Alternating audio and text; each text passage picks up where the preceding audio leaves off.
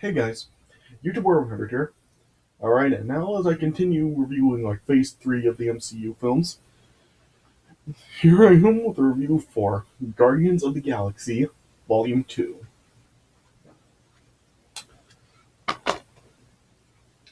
So,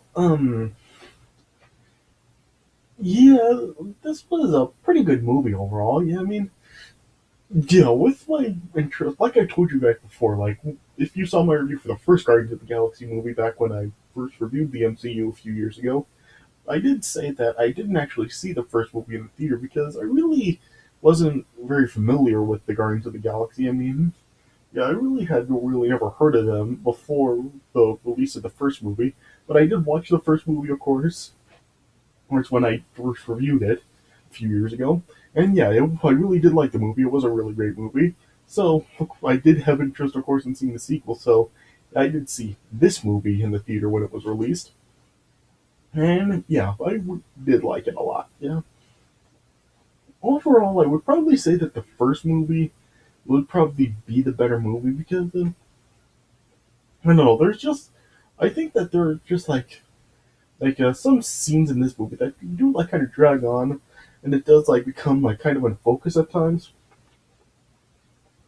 And I just felt uh it just the first movie just seemed better paced and just it did overall it did seem to yeah, the first film just seemed better paced, and it just seemed to have a better story to it, I think, than this film did. Though this film did have a pretty strong story, kind of going through a little bit of like a well, like how of the story behind Star Lord's parents in this film, particularly his father, and yeah, it just kind of goes into detail of how like he actually did originate what is really his father's a backstory, and really it does actually see how his mother actually did die in the first film.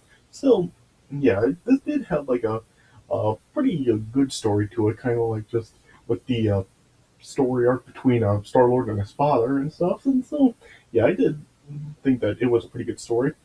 Pretty much just about everybody from the first film returned for this film. Of course, James Gunn returned as the director, and yeah, does have the same cast. It still has Chris Pratt, Zoe Saldana, Batista, uh, Bradley Cooper, and Vin Diesel as the voice of Baby Groot in this one. Because of course, like at the very end of the first film, after Groot had died, he of course was like uh started to grow off of the sapling and that was left, and so yeah, basically Groot was reborn, and yeah, here he's just a baby and stuff. So yeah, yeah, and plus this film also does have a larger cast than the first film does. Yeah, while it does have the original cast of the original Guardians, we do have a lot more or characters also Karen Gillan or Gillan. Yeah, I still don't actually know how her last name is pronounced. Yeah, she returned as Nebula, and also does have Michael Rooker as a Yondu, and of course it also has a Mantis in this film, who's played by a Palm Clementif. Is that how it's said? Yeah, and has a Chris Sullivan, Sean Gunn, uh, it does Sylvester Stallone makes an appearance in this film, and of course it does have a Kurt Russell as Star Lord's father. So yeah, this film does have a larger cast than the first film does, and yeah, the cast for this film is all pretty good. I really do think that just about everybody has a good performance. Yeah, I mean, I think yeah, I do think that there is just about a good performance from everybody. Though there's one performance in particular that I was not a fan of, and I just really don't like, and it's Batista as Drax. I mean, I'll be honest, I hate Drax. I mean, I just don't like the character of Drax at all. I mean, his stupidity just really kind of pisses me off, and it's like he tries way too hard to be funny. Yeah, because I did not laugh at his wise Gamora line in Infinity War. I mean, I just found it stupid, and I didn't laugh at it at all. I didn't find it funny, and I just don't find Drax funny. So yeah, Drax just really pisses me off, and I hate Drax. I'll just be honest. I'll say that straight up. I hate Drax. Yeah, but everybody else overall I do like. like in the film. Yeah, like I said, the main story in this movie is how Star Lord finally meets his father, and yeah, he just like really wants to like be the father that he never was to Star Lord, and it's just kind of like just like a little bit of the back story of like some things that happened in the first movie and stuff, and like how where he act well, what actually did happen to him, why he like wasn't around anymore, like basically like why we didn't actually see him like in the opening scene in the first film where Star Lord's mother died.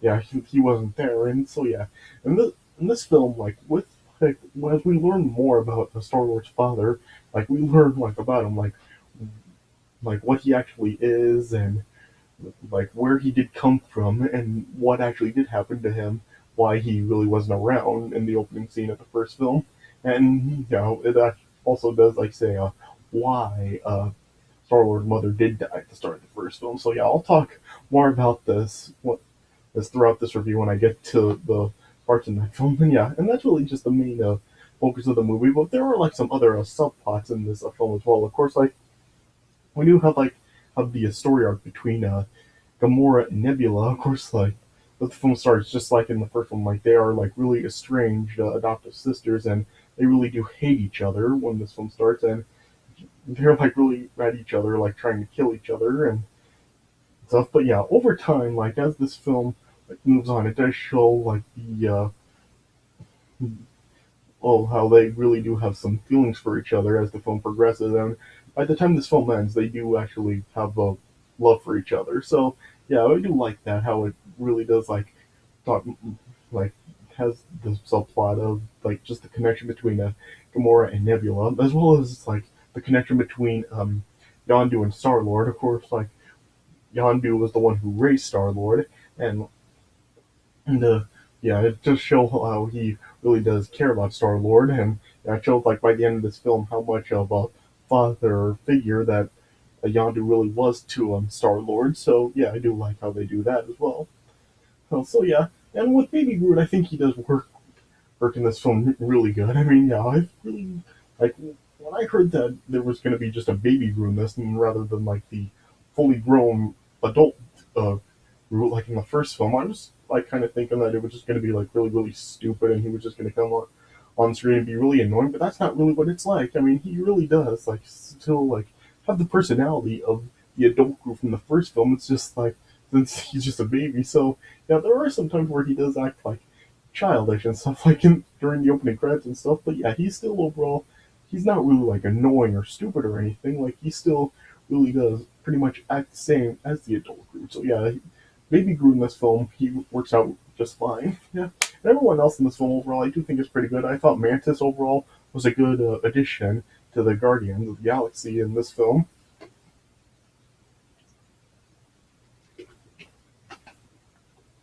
And yeah, and throughout this film, of course, it like has like the attraction or like the connection between Drax and Mantis in this film. So yeah, that's another like subplot throughout. Yeah. So yeah, overall, like this film does have like some pretty strong elements to it. It is a really good film, but just like I said, it just doesn't seem like quite as focused as the first film did. And there are just some scenes that I do think drag on and stuff, and it just does come like unfocused at times. So yeah, overall, I do think that the first film is better, but this is still like a pretty good film overall. I would still give this one probably 3.5 stars out of 4. So yeah, a pretty good film overall. Not as good as the first, but still a good sequel. All right, so yeah, let me just get right into the film. All right, so the film opens up with like a scene from 1980 in Missouri, and it just kind of shows almost like a scene from where uh, Star Lord's mother, Meredith Quill, met with his father, which we would later find out was named Ego, and yeah, just showed that they do like have a love for each other. But then yeah, it then cuts to 34 years later, yeah, and it showed me that like the Guardians of the Galaxy, like of course with Star Lord, aka Peter Quill, Gamora, Drax, Rocket, and Baby Groot. who are just like they're like been assigned by um the leader of this group called the Sovereign race. Yeah, I guess it's a race, not a group. The Sovereign race, which is like a race that kind of seems like just some gold species or like gold lings. Yeah, gold. Yeah, you know what I'm saying. Gold species, I guess I should say. Yeah, some gold alien species. Yeah, and their leader, Baisha, has them assigned to like protect these uh valuable batteries, and so yeah, they're like protecting it from like this interdimensional monster, which is kind of like a sort of like a kraken style type of creature. Yeah, as the opening credits roll, as it shows up, Star Lord, Gamora, Drax, and Rocket fighting an Off Patrol baby Groot, it's just like dancing around to some music. Yeah, but then yeah, they eventually do end up destroying the monster, which is like in exchange for Nebula, who like was actually caught trying to steal the batteries. And once like the Nebula was given to the Guardians, it then like showed that Rocket actually did steal some of the batteries for himself. And then like the Silverane eventually like realized that the Guardians had stolen some of the batteries, and so then a lot there was like a whole fleet of drones from the Silverane that ended up attacking the Guardian ship.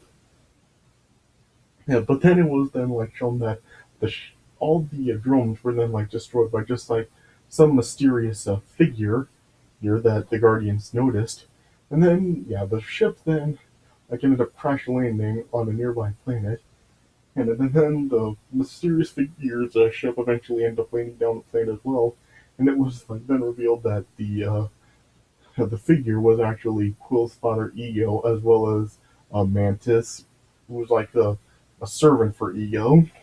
Yeah, yeah, and then of course like Ego then like revealed to Star Lord that he is his father. And then yeah, he then eventually like asked Star Lord, Gamora, and Drax to come to his home planet, and so then they agreed with some persuasion from uh, Gamora. Yeah, and it was funny. Like they actually did like bring up the show Knight Rider at one point. Yeah, as Gamora was talking to um, Star Lord, how he apparently actually did like watching Knight Rider.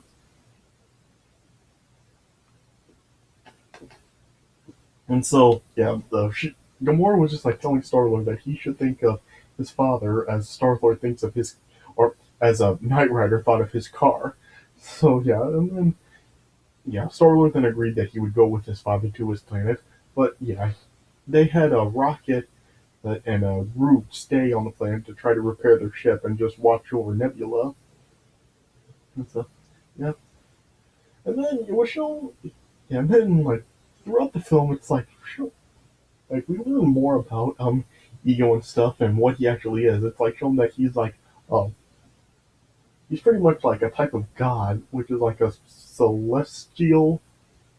You know that he actually does like he can manipulate matter around in consciousness to form his home planet in it, and he actually did like project a humanoid guise, and he apparently like did like travel all around the universe for a purpose. And as he did, he did and met Star Lord's mother, Meredith, and then yeah, they ended up falling in love, and eventually, of course, had Peter. Yeah, yeah, and it was like shown that it was revealed that Yondu had actually been hired by Ego to collect, uh, to find Peter when he was young after his mother died and bring him to Ego, but of course Yondu never did. And yeah, apparently, like Yondu had actually been a part uh, of this group called the Ravagers, but after he like took in Star Lord, he like ended up like being banished from it or something, and he like Yeah, and at one point in this film, he's like trying to come up to um uh, Sylvester Stallone's character Stakar Ugord, but of course because of his banishment, like he just won't speak to him. Yeah, yeah, yeah. And so then and of course then Yondu's like uh, he made like a new type of Ravager crew, and yeah, Aisha like sent them after the Guardians to capture them. Yeah, and eventually, they actually end up finding a rocket and Groot. Yeah, but yeah, when they like said that they would also be capturing like the rest of them, including a Star Lord, Yondu like of course like refused to actually turn over Star Lord, but then Star Lord, oh not Star Lord's, Yondu's lieutenant, a Taserface, case like was like saying that he would just lead a mutiny, and then after a Nebula ended up taking out both Yondu and Rocket, then like she like just pretty much like took over the mutiny with Taserface, and they would capture the rest of the Guardians, and it showed that like Rocket and Yondu ended up like being imprisoned aboard the ship, and it was showing that like all of the entire group like was just executing all of Yondu's loyalists, and they actually just like launched them out into space. Yeah. And eventually, Nebula then decided to leave to track down Gamora because, now of course, because of their like the strangeness between Gamora and Nebula, she's after both Gamora as well as Thanos, which is of course Gamora and Nebula's adoptive father, because of like all the torture that was inflicted on Nebula when she was a child, and she really does blame Gamora for it. So, yeah, Nebula was out for vengeance on both Gamora and Thanos. So, yeah, she left to track down Gamora and Thanos. Yeah, yeah. And it was shown that, like, the entire, um, yeah, the all the Taserface and like all the other Ravagers or stuff. Yeah, they were like trying, just making fun of Groot as well. They were like pretty much trying to force him into being their own mascot and stuff. Yeah, yeah. But then over time, then as Rocket and Yondu were trying to get Groot to try to help to get him free, eventually another one of Yondu's loyalists, Kraglin, then helped Groot to free Rocket and Yondu. Yeah, and then eventually they ended up just taking out all of uh, uh, Taserface's crew as well as Taserface himself, and eventually destroyed the ship. But as the ship was being destroyed, Taserface actually was able to make contact with the Soulbrain and warn them about what was going on. Yeah. And then, yeah, there was a point where, like, as a Ego was just telling Star Lord more about his relationship with his mother.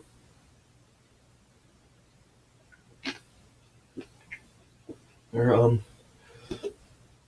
yeah, Star Lord was just like not happy with the fact that his father wasn't there when his mother died, and just he was just trying to tell. Well, Ego was trying to tell Star Lord that he just doesn't know the feeling of being in a place where the person that he loves isn't there anymore. But then Star Lord just yelled back that he does know the feeling because he actually watched her die.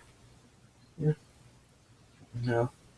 And then yeah, like I said, it was also showing like throughout the film how uh, Mantis and Drax like were like forming a connection with each other, and Drax was just telling Mantis that even though she's not she's doesn't look good on the outside, she's beautiful on the inside, which matters. Yeah, yeah. And then over time, like Gamora then was like just starting to like just not really be happy with Star Lord and stuff with how with his connection with his father and stuff. Yeah, but then eventually Nebula then arrived on the planet and chased after Gamora on the ship. But then they eventually ended up coming to a cavern that was just filled with a bunch of skeletal remains. And yeah, and then and eventually then it was then revealed by Ego that while he traveled, he actually ended up like planting a bunch of seedlings and thousands of worlds throughout the universe, which actually form into just new extensions of himself. But they're only activated by the power of two Celestials. And then yeah, he like was helped then helped help the Star Lord like manipulate some of the celestial power, and so he could have the other other celestial to actually activate the seedlings. So then eventually they did. Well, yeah, and he also like ended up impregnating a lot of countless women, and actually like hired Yondu to actually take all the children, but none of them were actually able to access the celestial power, and so Ego actually ended up like killing all of them. But yeah, with Star Lord actually being the one to actually access the power, then and Ego then like of course kept him alive. And then after like he actually then like put Star Lord under his influence, he like helped him activate the seedlings. And so, but then he was like starting to talk about Meredith again, and he was saying how he like went down to Earth to see his mother like three times, but that fourth one, in order to stay alive, he like had to have her like die or something. So yeah, he then like revealed that he actually gave Meredith that tumor that caused her to die at the start of the first movie, and then that's when Star Lord then just snapped after learning that like Ego was responsible for his mother's death, and so then he ended up attacking Ego, and then that's when Ego then was like starting to torture Star Lord, and he eventually ended up snatching away Star Lord's Walkman and destroyed it. Yep. And then yeah, Mantis then like told Drax about Ego's plan, and Gamora and Nebula also found out, and then Rocket, Yondu, and Groot, who then arrived as well, and then they then like tried to save Star Lord, and after they reunited, then they were trying to search for Ego's brain, which Mantis said was destroying it is the only way to stop him. Yeah, yeah. And then they ended up like being chased by drones of the Sovereign as well. Hell, yeah. And then yeah, eventually then using the stolen batteries, Rocket was able to make a bomb um to implant to destroy the brain, and then yeah, Groot then and like took the bomb and then just ran over or to find the brain to put it on. Yeah, yeah. And then over time, as it looked like Ego was about to like destroy a Star Lord and the other Guardians by just like caving them in, and eventually not Mantis Yondu ended up saving him. Well, not really him, but yeah, they were saved. It was stopped from doing it after like her Ego was distracted at some point. Yeah, and then yeah, eventually he then Yon gosh, I'm like mixing up everyone's names. Star Lord then like ended up fighting Ego with the celestial powers, and then as the other Guardians were like able to board the ship and try to and like attempt to take off, eventually the bomb eventually ended up detonating, and of course then Ego ended up being destroyed. Oh, yeah, but yeah, and yeah, before he died, like he was telling Star Lord that if like he does die, Star Lord will just be a normal person, But yeah, Star Lord just like said, "What's wrong with that?" Yeah. And once like Ego was destroyed, of course the Star Lord lost his like celestial powers. Yeah, and like before, like uh, and then yeah, of course also with Ego dying, of course the planet was destroyed as well. But before Star Lord could actually be destroyed, Yondu ended up sacrificing himself to save Star Lord. And he was able to get him back up to the ship. But yeah, of course, Yondu ended up dying as a result of that.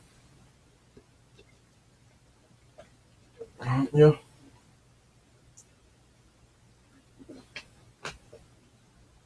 and of course, Star Lord then like realized that. Well, he then uh, saw that Yondu was really his true daddy. Yeah.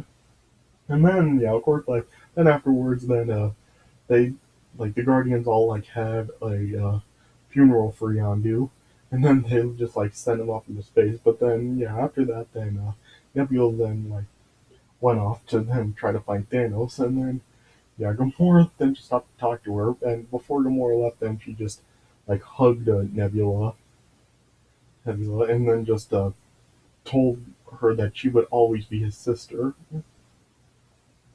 Yeah, and then as the Nebula left, then it showed that like a Kraglin and a bunch of other Ravager ships then and showed up for the Yondu's funeral, and they were just like was like shot out like a bunch of fireworks. The Guardians all watching, and then it showed like the connection between well, yeah, it showed how Drax and Mantis were with each other. Like they just had like saw the good in each other. Like yeah, Drax said once again that Mantis is beautiful on the inside, and of course, the relationship between Star Lord and Gamora. Yeah, I guess I should say like one point in this film, like Mantis actually like revealed that Star Lord does have a love for Gamora and stuff. So yeah, in this part with them like just watching the ceremony from the ships, as they just like were holding on to each other, and then it just then showed here coming down Rocket's face. And then yeah, and then with Cheap Trick's song "Surrender" playing, then it just like then said the Guardians of the Galaxy will return. And yeah, then yeah, during the credits there were just like 4 or 5 different mid and post credit scenes. There was one with Kraglin like just taking Yandu's telekinetic arrow control thing. Yeah, it also showed how Stackar was reuniting with some of his own ex-teammates. It also like showed that Aisha now created like a new artificial being that she planned to use to destroy the Guardians, named Adam. And then there was also one where it showed now Groot had grown into a teenager. And then the last one was just like some watchers that were just abandoning their informant who was played by Stan Lee. So yeah, the Stan Lee cameo here, and I forgot to mention in the Doctor Strange cameo, the Doctor Strange review, Stan Lee's cameo in that film, where like when they were in the uh, New York, uh,